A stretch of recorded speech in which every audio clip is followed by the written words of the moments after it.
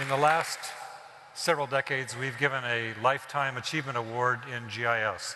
This has gone to people like Roger Tomlinson, Dwayne Marble, Ian McHarg, Don Cook, Michael Goodchild, many interesting people who laid the footprints down for us to follow and build. They also not only led their particular field, but they were interesting people. And we let them talk a little bit. Today, I'm very pleased to be able to honor an old friend of mine, Carlos Salmon, with this honor. Carlos is an interesting guy, as you will see.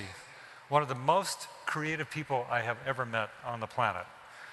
He went to school at ITC as a photogrammetrist and mapping person from his native country, Mexico, came back and went to work for the government and had a passion for bringing modern mapping tools to Mexico in the 70s. And he worked hard. And he got into bureaucracy and got fed up. And he left. After contributing a lot, started his own mapping company to map Mexico because he couldn't get it done in government. He now owns the largest mapping company in South America. On his own, he mapped all of Mexico with his own topographic maps and provided them to everyone there. He also is a curious fellow, married to a wonderful architect, and he's creative. So he came across Talavera. This is a kind of mosaic, originally brought from the Middle East to Mexico. And it was a dying art, and he found a little factory, a few leftover artisans, and started it up again. And then, as some of you might remember, made maps of tiles and brought them here from Mexico, huge displays of all the ancient maps of the world. And then he noticed that there wasn't enough trees in cities in Mexico. So he started a nursery, something I love, and planted millions and millions of trees across Mexico, and many, many other stories. I love this man. Please join me in welcoming and honoring Carlos Salmon. Carlos. Carlos. Thank you. You give it to me before the speech? Before the speech? Okay, I'll give it to you later. Later, yeah. Later, okay, later.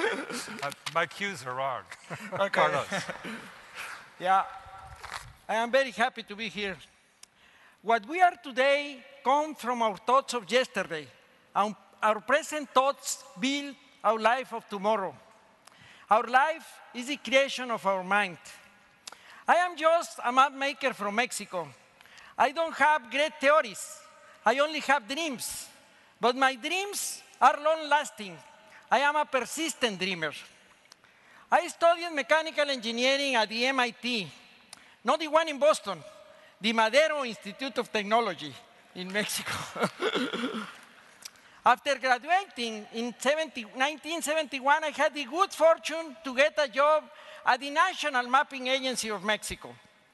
It was called CETENAL.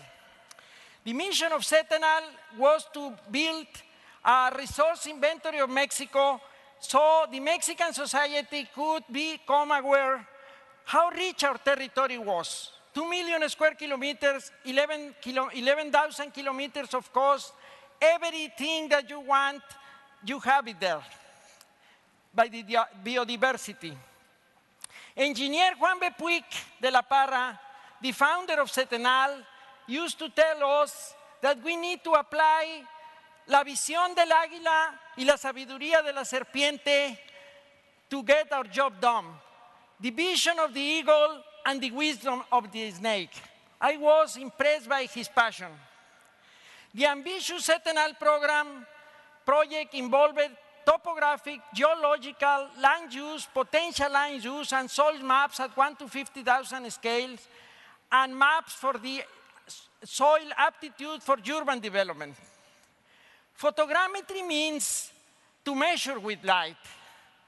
In the ancient Mexican cultures, the spirit of the eagle is the representation of the spirit of the sun.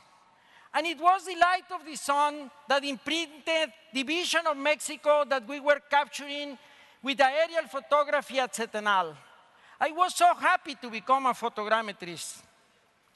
In 1974, my boss sent me to the ITC in the Netherlands to study a postgraduate diploma. I visited the Dutch cadastre and learned how important for the development of a country is to have a good and accurate and updated cadastral system and land registration. I thought we needed to apply that concepts in Mexico. Back in Mexico, I draw a diagram that shows the integration between the resource inventory we were doing and the cadastral. I asked my bosses to be sent to the States to try to apply this knowledge. They sent me to Zacatecas. In Zacatecas, we did field surveys to complete the cadastral. And then we overlay the cadastral map in the potential land use map. What I saw was terrible.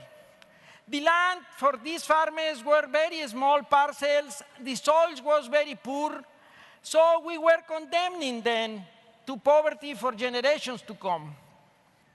Also, they didn't understand the maps. But they were in such a terrible condition that I was enraged. I was very rebellious. So I told to my mentors how disenchanted I was with that situation.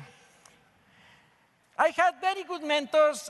They listened to me very careful and told me, Carlos, you could devote your life to try to change the conditions that make Mexico so unfair and so poor, even if we have a lot of resources. But it will be a long journey. It will take you 40 to 50 years, and you will have many defeats and some successes.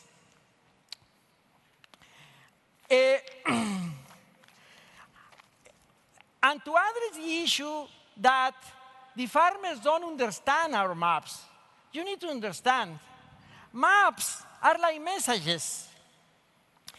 With messages, not only matters what you say, but what the other people understand. And what the other people understand, it depends on who he is and what filters he has built in his conscience, in his possible conscience. Our mission is not, it involves maps understood, not maps produced. Maps could be useless. They told me that 34 years ago. My mentors also advised me to get a real life, not just a work life.